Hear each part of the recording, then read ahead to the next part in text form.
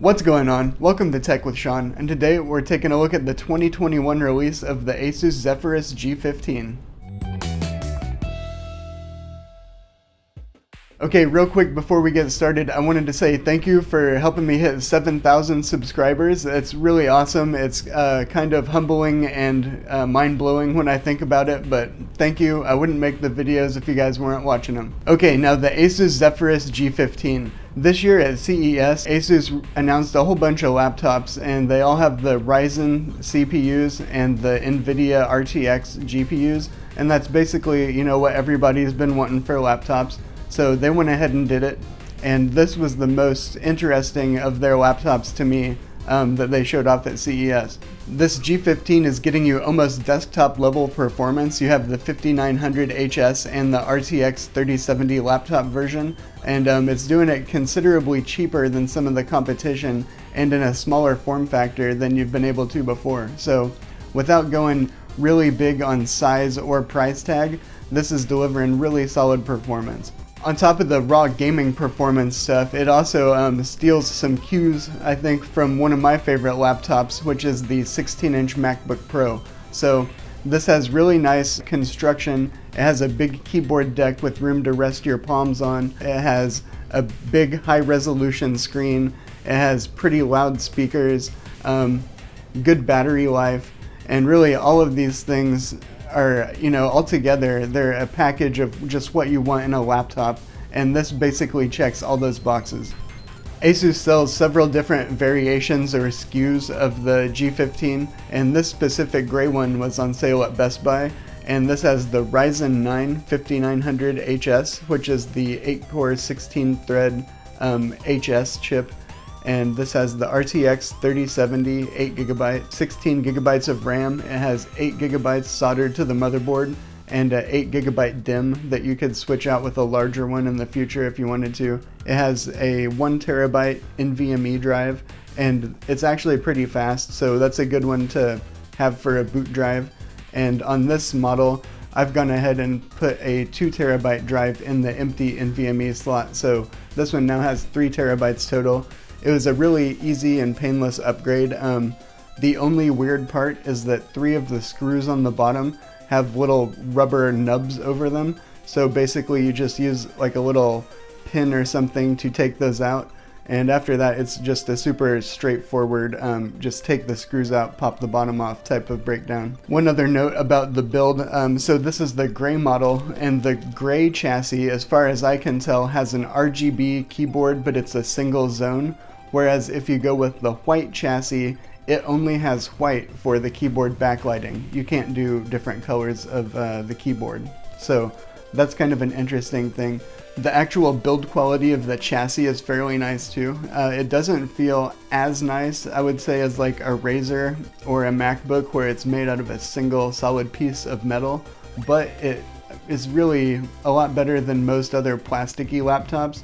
And setting it next to my MacBook, it really doesn't look out of place. I mean, it looks like a premium finish, and it looks nice in person. Some of the built-in ASUS apps are kind of helpful. I'll put a screenshot up of Armory Crate and show you what kind of settings I'm running in there.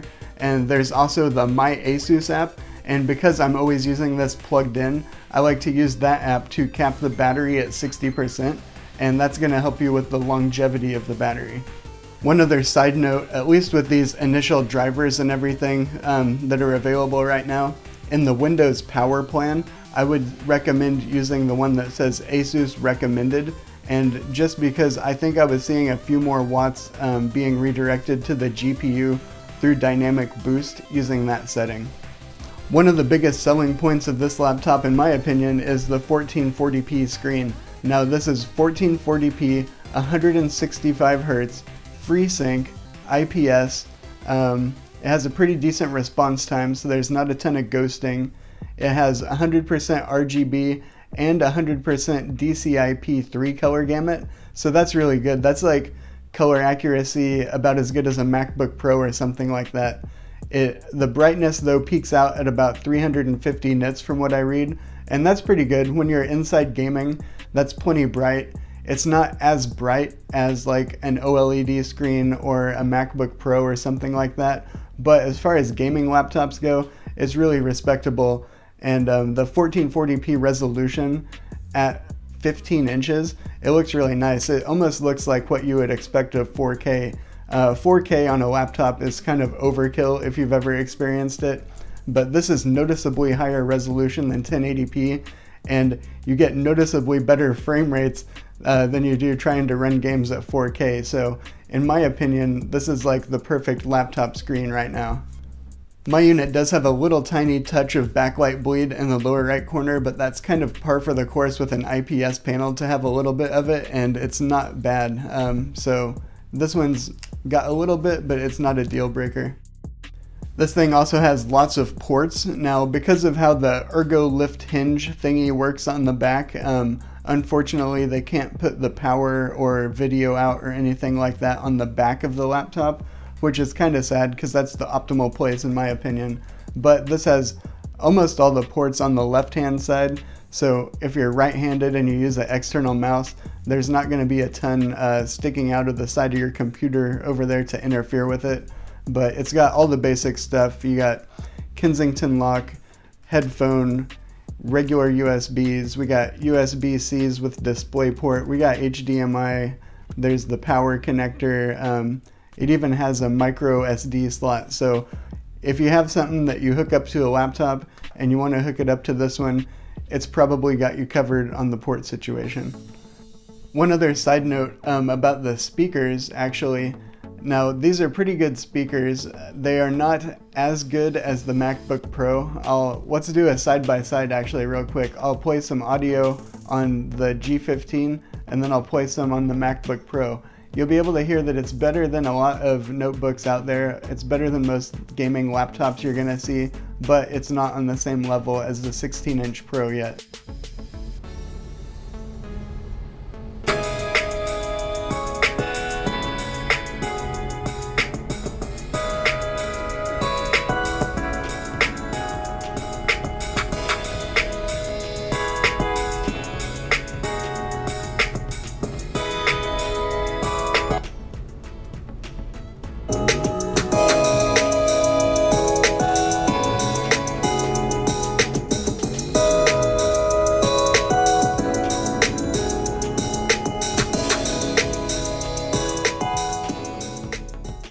And I also don't know if it's because of maybe the initial, drivers, maybe this will be fixed in software later, but on the bass in music, I was getting some noticeable popping from the woofer inside of this thing.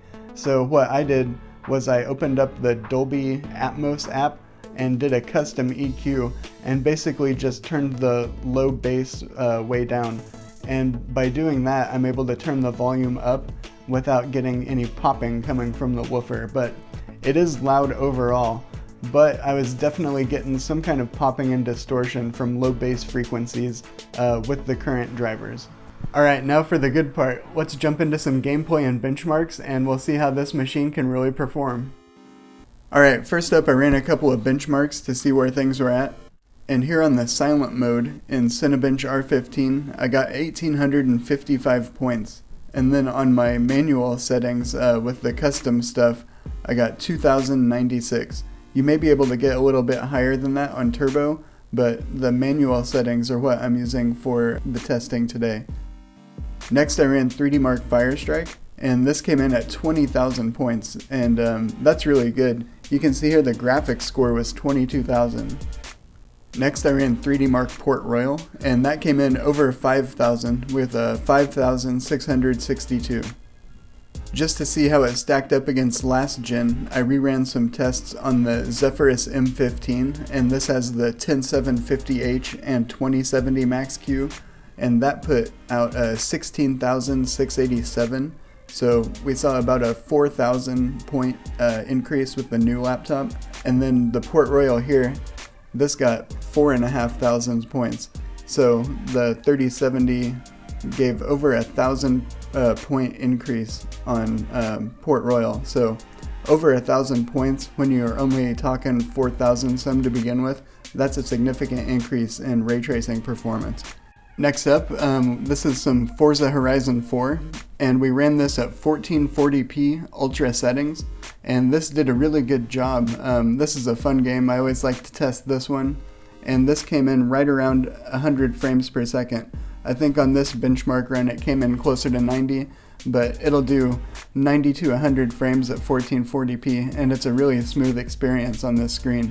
Next, I wanted to take a look at Call of Duty Warzone. Everybody's always asking me how this runs on systems, so you can see here what settings I have it set up for. And this ran pretty good also. This was doing about 80 to 90 frames per second here, and the CPU temperature did get pretty hot on here. I think out of all the games I tested, this might have had one of the hottest CPU temperatures. It kept the really smooth performance though. You can see in the frame time graph that there wasn't really a lot of dips or spikes or anything. So even though this isn't pushing the highest frames per second, it felt like a really consistent frames per second. So I think that this would be a good choice, and if you were playing some online matches with this, I think you'd be pretty happy with it. Next, I ran the benchmark for Far Cry New Dawn, and you can see I had a little dip there at the beginning. That's when I was bringing up the overlay. Sometimes when you don't have that up and you bring it up during the benchmark, it kind of causes a little hiccup. But anyways, this is a more CPU intensive game compared to a lot of other shooters, and you can see here that it's pushing around 100 frames per second in this part. It finished up with an average of 78, and this would be a really good experience if you were playing some Far Cry New Dawn. Next, I played some Red Dead Redemption 2, and this is here in the Valentine area. I wanted to go to a city to make sure that, we got a good gauge on the performance. And this is running at a mix of all types of settings, but we're running at 1440p. Most of the stuff is on high. We have ultra textures, but you can see here that it was pushing out easily above 60 frames per second, even in the cities. So when I play this, I actually just lock the FPS to 60 because it's kind of a cinematic type game anyway. But it was a really nice experience. The GPU here, you can see it's pulling up to 100 watts in areas. This is the 80 watt. This in the past would have been called a Max Q. It's an 80 watt baseline GPU, but it can pull up to 100 watts with dynamic boost. It's not always the most consistent in when and where it boosts, but in certain games they really take better advantage of it, and a lot of times games where you're not as CPU intense, where the CPU is not doing a lot of heavy lifting, it'll have more power to budget to move over to the GPU. It's a pretty cool feature. Next, we had a quick look at Rocket League, and playing this at 1440p, it was managing to do a high frame rate still with the settings turned up. And man, even though this is a simple game, it sure is some eye candy to play it at a high refresh rate on a laptop like that at a high resolution. This game is a classic. I had to load up Skyrim Special Edition and see how it ran. You can see here we're getting a solid 59 frames per second. For some reason, Skyrim always runs at 59 frames per second, not 60 for me. But anyways, it's running really smooth. It's only using about 40%, you can see, of the graphics card. And this is running at 1440p Ultra. So if you wanted to run some mods or, crank things up even further on your own manually, there's definitely room to do that, but it looks great. Now, from a Western RPG to a Japanese RPG, here's Dragon Quest XI. And you can see here that it was running at over 100 frames per second. It was keeping well over 60 and up into the 100 range. This was running at 1440p on the max settings also. And lastly, let's take a look here at Cyberpunk 2077. Now we're running this at 1080p at a mix of different settings. We got a lot of stuff on medium, a few things on high, but we have the ray tracing on, we have the lighting on medium, so no reflections, no ray trace shadows, just the ray trace lighting on medium. And then we have the DLSS on balance mode. Any lower than this, I think it looks pretty bad on performance mode on 1080p, but this with the FreeSync is almost pretty playable. It stays in like the 50-ish range. It will drop way down into the 40s sometimes, and it will, you know, in less intense areas, it will go up into the 60s too. But I think that this is okay for a laptop if you want to play with the ray tracing on. Now personally, I would probably turn it off and just run it on the high settings without ray tracing, and you know, have a smoother experience. But if you want to mess around with some ray tracing, this will get the job done, and you can try it out. And if you wanted to turn the resolution down even more, that would probably also do the job too, but it didn't look too bad, and with the FreeSync, I think it was playable like this anyway. Well, overall, I was really impressed with this, and this has got to be one of my favorite laptops out right now. It was able to do 1440p, 60 plus frames per second in basically all the AAA games. It was able to do 1440p at higher refresh rates for the lighter, more esportsy type games. I was really impressed with how it ran stuff like Assassin's Creed Odyssey and Red Dead Redemption 2 in 1440p. Those are some of the more demanding games that I play on PC, on my desktop. So seeing a laptop do such a good job with them at 1440p was pretty impressive, I would say. But this G15, the screen and the sound, we got that 1440p panel, that 6 speaker setup, really delivers on the audio-visual end of the gaming experience. It has a pretty nice build quality, especially considering the price and the hardware it has. And all in all, it's a really solid package. I don't think that anything else is coming close to it at this price point right now. The new Ryzen CPUs are super effective. They have good single core speeds. They deliver almost Intel-like performance in gaming. They have better efficiency. They're 7 nanometer, so you get much better battery life than you have in Intel chips and previous generation Ryzen chips. And paired with the new 3000 series graphics chips, it's really just like an upgrade across the board for laptops. So if you have an older one, like if you have a 2060 or older laptop, I would maybe be looking at grabbing one of these. And if you have like a really older, like a 900 series laptop, I think it's definitely time to upgrade. So I hope this was helpful. Make sure to like, subscribe. If you have any other questions that you want to know about the G15, drop them in the comments down below, and I'll see you in the next video.